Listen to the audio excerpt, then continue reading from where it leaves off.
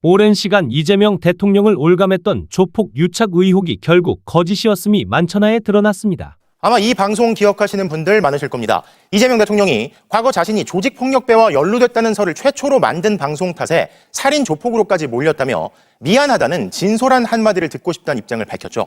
이에 앞서 대법원에선 조폭 연루설을 주장했던 변호사가 허위사실 공표죄로 유죄 판결을 받은 바 있는데요. 자, 그러자 SBS 그것이 알고 싶다는 의혹이 법적으로 사실이 아닌 걸로 확인됐다며 확실한 근거 없이 의혹을 제기한 것에 대해 사과한다고 밝혔습니다. 이재욱 기자입니다. SBS 시사 프로그램 그것이 알고 싶다는 지난 2018년 경기 성남의 폭력 조직을 다루면서 당시 경기도지사였던 이재명 대통령과 폭력 조직과의 유착 의혹을 제기했습니다. 바로 변호사 이재명이었습니다.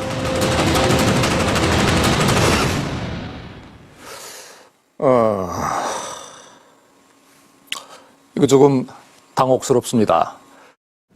이재명 대통령은 당시 프로그램 담당 PD와 직접 통화해 사실 무근임을 주장했지만 저는 사실 좀 억울합니다. 그래서 사실 좀 전화 드렸는데 이후 해당 의혹은 정치인 이재명을 공격하는 소재로 끊임없이 재생산됐습니다.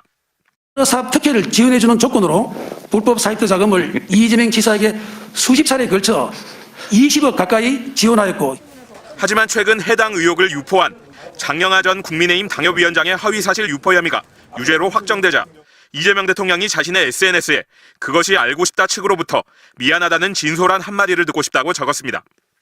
이 대통령은 그것이 알고 싶다 PD의 기적의 논리, 김상중 씨의 리얼 연기 덕분에 졸지의 살인 조폭으로까지 몰렸다면서 정치적 목적으로 사람을 매장하는 일이 재발하지 않게 하려면 조작 폭로한 국민의힘이나 그알 같은 조작 방송의 반성과 사과가 필요하다고 지적했습니다. 이에 SBS 그것이 알고 싶다 측은 확실한 근거 없이 의혹을 제기한 것에 사과드린다고 밝혔습니다.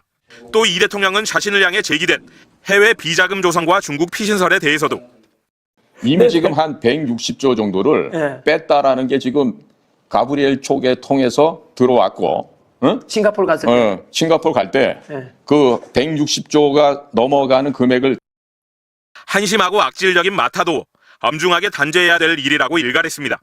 더불어민주당은 허위사실 유포 등의 혐의로 유튜버 전한길 씨를 경찰에 고발했습니다. MBC 뉴스 이재욱입니다. 당시 국힘 소속이었던 신인규 변호사가 이재명 대통령의 악마화 프레임에 동참한 것에 대해 공개 사과를 했는데요. 언젠가 때가 되면 그런 사과의 말씀을 꼭 드리고 싶다라는 마음은 제 안에 늘 있었는데, 이 워낙 그 언론을 통한 악마화가 너무 심했어가지고 사실 저도 그 한 복판에 있었잖아요, 제가. 그래서 너무 잘 알고 이걸 또 어떻게 바로 잡아야 될까 저도 지금 고민을 계속 하던 찰나에 오늘 딱 아침에 가가지고 제가 김용민 브리핑 끝나고 오늘 그 KBS 전격시사 가는 날이거든요. 그래서 가가지고 이제 방송하고 이러고 딱 나오는데 그 대통령님 쓰신 그 트위터 그 글이 딱 올라온 거예요. 그래서 그 글을 제가 딱 보면서 맨 마지막 줄에 뭐라고 돼 있었냐면 좀 사과를 해줬으면 좋겠다. 그러니까 어떻게 보면 뭐 당연히 뭐 법률적 권리를 쓰셔도 이거는 뭐 무방한 그 정도로 억울함이 그 법원을 통해서 확정이 된 사안이잖아요. 그럼에도 불구하고 좀 바로 잡을 수 있으면 좋겠다. 그 말씀을 제가 봤는데 좀 마음이 제가 사과를 드리고 싶다. 정말로. 예, 그리고 이유 불문하고 제가 뭐 항상 윤석열 시대 연거에 대해서는 뭐 여러 차례 제가 뭐 다른 방송에서든 우리 시방쇼에서든 사과를 드렸는데, 이번에는 정말 이재명 대통령님 개인, 그러니까 대표 시절에, 예, 그 후보 시절에 그 개인에게 제가 사과를 드리는 게 맞고, 또 국민 여러분들께. 왜냐면 제가 뭐 그렇게 영향력이 큰 사람은 아닌데요. 그래도 제가 선거 국면에서는 그래도 당시 국민의힘, 그러니까 여당이 됐죠. 그 당에 제가 상근 부대변인을 했고, 또 많은 방송을 나갔고, 또 논평도 많이 썼어요. 하루에 막 2-3개씩 썼기 때문에 그때는 제가 사실은 왜 국민의힘 선택했냐고 나무라시는 분들도 많으세요. 근데 당시에는 제가 문재인 정부의 실정을 바로잡는 유일한 길은 그래도 저쪽 국민의힘 갔다가 쓰고 저기를 먼저 바꾸는 게 낫겠다. 그 생각은 제가 틀렸지만, 그래서 제가 탈당까지 했지만, 그래도 당시에는 그 생각이 너무 컸기 때문에 그 과정에서 이런 언론을 이용한 그런 악마화 그 방식에 제가 많은 기여를 했다라는 생각이 들어서 그래서 국민 여러분들께도 제가 사과를 드렸고, 그럼 앞으로 어떻게 할 거냐? 앞으로. 그래서 저는 이런 반정치를 청산하고 정치 복원의 길을 가야 되겠다. 그래서 이런 악마화 프레임과 싸우는 그 역할을 제가 하고요. 더 나아가서는 대통령님 말씀대로 이 사과의 흐름이 누군가 먼저 해야 되잖아요. 그렇죠. 그래서 제가 먼저 운을 띄고 또 이게 퍼져가지고 언론사들도 오늘 또 사과 많이 했더라고요. 사과 많이 하고 바로 잡았고 우리 이제 잠시 후에 저희가 또 다루겠지만 그것이 알고 싶다 제작진에서도 요 방송 들어가기 전에 그 공식 그 입장이 나왔어요. 그러니까 그런 부분들에 대해서는 뭐 그래도 오늘 아침에 용기를 힘들게 냈는데 좀 그래도 잘 용기 낸 것 같다. 그리고 또 오늘은 제가 너무 과분한 게 제가 잘못한 거고 제가 죄송하다는 말씀을 아침에 드린 건데도 또 주변에 많은 분들이 또 용기 내줘서 고맙다는 또 그런 연락도 오늘 많이 주셨어요. 그럼요. 그래서 제가 그분들께도 2배, 3배 제가 빚을 더 진 마음이어가지고 앞으로 더 낮은 자세로 또 사과할 일을 만들지 않는 게 제일 좋고 또 사과할 일을 제가 혹시라도 또 한다면은 제가 바로 잡고 또 사과드리고 고쳐 나가도록 네, 그렇게 하도록 하겠습니다. 그렇게 이제 신은규 변호사가 저렇게 이제 그 페이스북에 장문으로 써서 이제 사과를 했고 오후 내내 SBS는 이 문제를 가지고 회의를 했는데 예. 그런데 이제 6시 넘어서 공식적으로 사과를 했습니다. SBS도 자기들이 이제 이렇게 한 부분에 대해서 국민들 앞에서 사과를 한다라고 했고요. 8년 만에 공식 사과를 했는데요. 그것이 알고 싶다 2018년 7월 21일 방송된 권력과 조폭 파타야 살인사건 그 후 1년이라고 하는 것에 대해서 알려드립니다. 2018년 7월 21일에 우리가 이런 방송을 했습니다. 성남 지역 정치인들과 폭력 조직 간의 연루 의혹을 제기하면서 이재명 당시 경기도지사가 2007년 성남 국제마피아 조직원 2명의 변호인 명단에 포함되었다는 사실을 방송한 바 있습니다. 방송 이후에 경기 분당경찰서는 수사에 착수를 했고 2018년 11월 해당 혐의에 대해서 불기소 견해를 검찰에 송치를 했습니다. 그리고 성남지청에서는 2018년 12월 불기소 처분을 내렸습니다. 또한 대법원은 지난 2021년 대선을 앞두고 이재명 후보가 성남국제마피아파로부터 금품을 수수했다고 주장한 장영하 변호사에 대해서 징역 1년에 집행유예 2년을 최종 확정하면서 공직선거법상 허위사실 공표죄를 적용했습니다. 이에 따라 이재명 당시 경기도지사와 성남국제마피아파 간의 연루 의혹은 법적으로 사실이 아닌 것으로 확인됐습니다.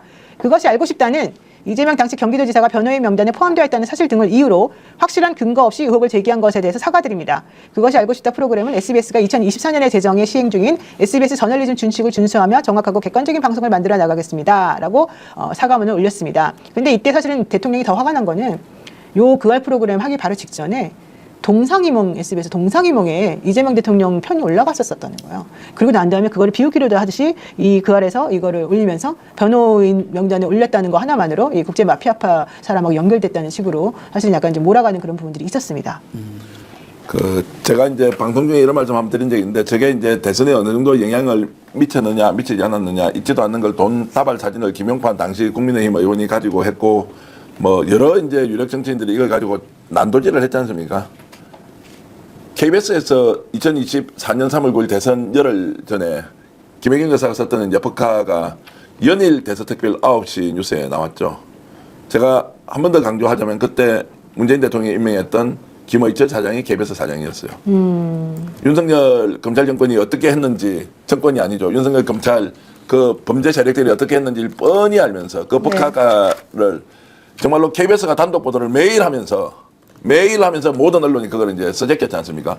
0.73% 정도라면 어땠을까? 그게 영향이 있었다 없었다. 자, 조폭한테 수십을 받아 있을 정도가 아니죠. 사실 그것 때문에 그냥 정권이 바뀌어버린 거죠. 0.73% 차이로 그때 이재명 대통령이 졌는데 실제 저런 식으로 하면서 이미지가 너무너무 나빴었기 때문에 그거를 회복하는 것도 어렵고 완벽하고 회복되었다고 보기도 어렵죠. 그러니까 소설로 제가 딱 끼워 맞추면 대장동 때문에 거기에서 거대한 뭐 수천억 원의 이익이 있는데 거기에서 콩고물이 묻어나서 분명히 어디 갔을 거다. 외화가 뭐 외국으로 돈이 빼돌려졌을 거다. 이렇게 악마를 해놓고는 자, SBS 같은 데서 그 알이라는 게 그것이 알고 싶다가 원래 얼마나 신뢰도가 높은 방송이었습니까? 여기에서 아예 딱 때려가지고 죽여버리잖아요. 네. 아, 이거 완전히 조폭들하고 연루되어 있는 소위 말하는 진짜 정치를 해서는 안 될 사람으로 딱 만들어 놓고 이야, 마지막에는 그 부인도 법카를 썼는데 밑도 끝도 없는 이야기를 가지고 대선 열흘 전에 KBS가 보도했다. 문재인 정부에서 임명한 김의철 사장이었다. 이걸 지금 취재하라고 제가 여러 차례 요청을 받고 있고 그걸 김의철 사장도 제가 전화번호를 갖고 김의철, 있기 김의철 네.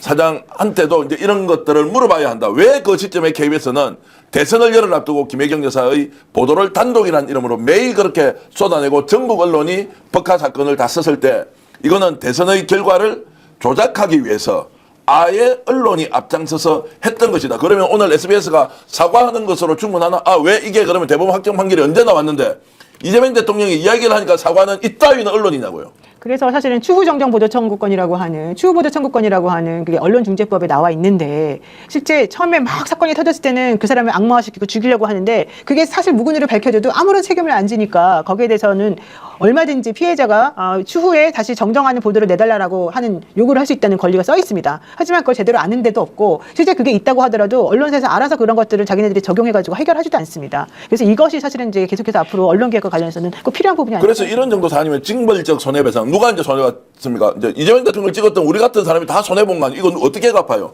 이 정도 악의적 보도 그 당시에 정말로 수십 명을 풀어가지고 성남을 탁지 뒤졌는데 단 하나의 증거도 나오지 않고 오로지 그 장영하라는 변호사가 했던 말 그다음에 사진도 아예 조작이 됐는데 이거는 조작이라고 밝혀져도 다 뿌려져서 이거 이재명이 먹은 돈이야 라고 하면서 덮어씌울 때 언론이 그걸 몰랐을까요? 반론에 대한 것이나 없이 그냥 갔지. 근데 지금 나라 다 뒤집어졌어. 윤석열 3년 동안 국가가 파탄났어. SBS는 지금 와서 사과하면 땡입니까? SBS 그냥 사과하면 땡이 아니고요. 이거 관련돼서도 지금 방송통신심의위원회에서 행정징계 처분이 아주 강하게 내려질 수가 있습니다. 이게 이제 SBS 제어가 시점이 이게 2027년도입니다. 그때 당시 이것이 벌점들이 이 벌점 플러스 다른 벌점들이 누적이 된다면요, 그냥 이거 제어가 안 되면 그냥 블랙아웃 상태. 그냥 까맣게 나가는 겁니다. 이런 상태도 있을 수가 있다라는 점 말씀드리고요. 정보통신망법 위반, 명예훼손 등 뭐 이런 걸로 해서 지금 근데 이거는 비방할 목적이 목적으로 허위사실 유포했다는 것이 명백히 드러나야 되긴 하는데 이런 부분도 이제 법적으로 조치도 가능하다. 그리고 방송법 위반으로 수천만 원의 과징금도 가능하다. 저도 이것도 물어봤죠. 관련돼서 이제 상임위에 물어봤는데 너무 화가 나잖아요. 그때 당시에. 그때 우리가 1%도 안 되게 이것 때문에 저희들이 되게 많이 고생을 했습니다. 그때 민주당 선대위 상당히 많이 고생을 했었는데 지금 제가 조금 전에 한 3가지를 말씀드렸잖아요. 저는 개인적으로 이런 일이 계속 벌어지면 블랙아웃이 있어야 된다라는 주장을 하는 사람 중에 하나이지만 뭐 그것까지는 아니더라도 앞으로 모든 방송사에서 이렇게 악의적인 허위 사실을 유포하는 것은 이제 조심하지 않을까 생각을 하고요. SBS는 그냥 조용히 넘어가지는 않을 것 같습니다. 야, 근데 이제 알아서 조심하지 않겠냐 이걸 떠나서 SBS가 이제 했던 말을 한번 보십시오. 딱 전체 문장 중에 사실관계에 대한 나열이 있고 사과한다는 말은 딱 끝에 이제 동사로 하나가 있는데 쭉 이렇게 이제 사건 내용에 대해서 방송한 바가 있습니다. 그리고 이 건에 대해서는 불기소 처분을 내렸다. 그러나 대법원은 또 여기에 대해서 최종적으로 징역 1년, 집행유예 2년을 확정했다. 그리고 이에 따라서 이재명 당시 경기도지사와 성남국제마피아 간의 연루 의혹은 법적으로 사실이 아니라고 했어요. 이것만 빼면 진짜로 법적으로 사실이 아닌 게 아니고 사실이 아니라고도 말을 하잖아요. 법적으로 판결문에 이건 사실이 아니라고 일단 했고요. 그것이 알고 싶다는 이재명 당시 경기도지사가 변호인 명단에 포함되었다는 사실 등을 이유로 확실한 근거 없이 의혹을 제기한 것에 대해 사과드립니다 이렇게 했어요. 보통은 진심으로 고개 숙여 국민 여러분께 시청자 여러분께 이런 말도 없이 그냥 아주 드라이하게 사과드립니다. 책임 물어야 할 것이라고 저는 생각을 하고요. 앞으로 더 잘하겠답니다. SBS 저널리즘 준칙을 준수하며 정확하고 객관적인 방송을 만들어 나가겠습니다. 책임은 안 지고. 네, 이재명 조폭연루설은 2022년 대선을 앞두고 장영하 변호사 등이 성남국제마피아파 조직원 출신의 제보 박모 씨를 통해서 성남국제마피아파 측이 당시 이재명 더불어민주당 대선 후보에게 사업 특혜를 받는 조건으로 20억 원을 건넸다라는 주장을 하면서 불거진 내용이었습니다. 정말 한심한 일이 아닐 수가 없는데요. 괴벨스 아시죠? 괴벨스. 이제 독일의 히틀러 소위 말하는 나치 독일의 선전 장관이죠. 예. 요제프 게벨스인데요. 대중을 조작하고 선동하는 그 대중 선동의 심리학이라고 하는 책을 써가지고 사실 이제 그 당시 상황을 우리들이 알 수 있는데요. 게벨스의 선전 전략의 핵심은 이거죠. 대중은 논리보다는 감정에 쉽게 휘둘리는 사람들이다. 거짓말도 반복하면 진실이 된다. 그러니까 정보를 선택적으로 노출시키고 감정적 자극을 자꾸 이끌게 만들고 메시지를 단순화시켜서 반복을 거듭하게 되면 실제 그것은 칼보다 더 무서운 무기가 될 수 있다. 또 심리 조작의 핵심은 이거랍니다. 우리는 하나, 그들은 적. 나하고 피하고 아를 구분해가지고 쟤네들은 악마. 이것만 명확하게 만들어주면 사람들은 누구든지 선동당한다라고 하는 얘기인 것이거든요. 제가 좀 오해를 한다고 일단 전제하고 SBS 오늘 성명서와 관련된 얘기를 한마디만 더 하겠습니다. 보통 이렇게 사과합니다라고 일단 시작하지 않습니까? SBS는 그렇게 하지 않았어요. 제목을 딱 위에 꺽쇠 넣어가지고요. 알려드립니다. 이렇게 했습니다. 알려드립니다. 그것이 알고 싶다 2018년 7월 21일 방송된 권력과 조폭, 파타야 살인사건 그 후 1년에 대해 알려드립니다. 우리는 취재하는 방식을 요런 취재이기 때문에 문제가 없다. 알려드립니다. 그러나 법적으로 대법원에서 아닌 것으로 확인이 됐기 때문에 법적으로 그래서 사과합니다 이렇게 돼 있어요. 진심도 들어가 있지 않습니다. 진심으로 사과하지는 않죠. 이게 뭡니까? 우리는 법원 판결문에 그렇게 나와 있으니까 너희들이 뭐라고 하든 뭐 사과하라고 하니까 내가 그래 사과 좀 해줄게. 이것이야말로 진짜 갑 중에 갑의 마인드거나 아니면 지금 아직도 SBS 내에서는 이거 뭐 우리 보도할 수 있는 거 아니냐라는 생각을 하고 있다는 생각이 들고요. 진심으로 사과한다면 그 당시에 제작진이 누군지 왜 그렇게 했는지 경위를 소상히 밝혀서 조작인지 기획인지 정치적 외압인지 이런 것 정도는 내부에서 밝혀야 하는 거 아닙니까? 그 회사는 노조가 없는 모양이죠. 이런 정도 되면 네. 그 언론 노조 다 있지 않습니까?